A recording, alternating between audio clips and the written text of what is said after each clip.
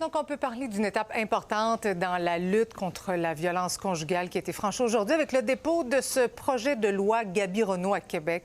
Et pour en parler, je joins la sœur de Gaby Renaud, Rachel Renaud. Bonsoir, merci d'être avec nous. Merci à vous de me recevoir. Tout d'abord, Madame Renaud, bravo pour votre courage. C'est un combat que vous menez depuis le décès de votre sœur. Quelle émotion vous habite aujourd'hui? De la gratitude envers tous les partis politiques présentement qui ont travaillé en équipe pour déposer cette loi et surtout de s'assurer qu'elle sera mise devant avant que la session soit terminée, qu'elle soit fonctionnelle. C'est une forme de victoire, oui, pour vous, mais toutes les femmes du Québec, bien entendu. Est-ce que vous jugez que ce projet de loi-là va assez loin? C'est un pas vers l'avant. C'est surtout de la prévention, parce qu'on s'entend que les femmes qui vivent déjà dans des situations de violence conjugale présentement, ils sont déjà dedans. Donc, c'est pas quelque chose qui va les aider plus loin.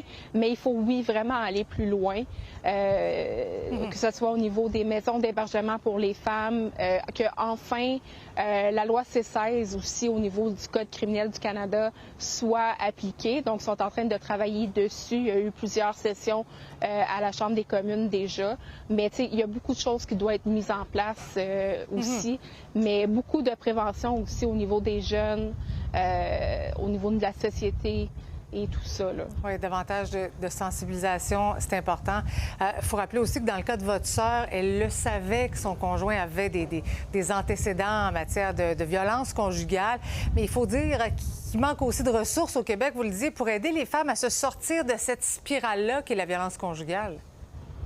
Oui, exactement, parce que si on regarde présentement, je pense que dans la région métropolitaine, c'est 50 des femmes qui vont contacter SOS Violence conjugale n'auront pas de place en maison d'hébergement et ça peut être encore pire en région.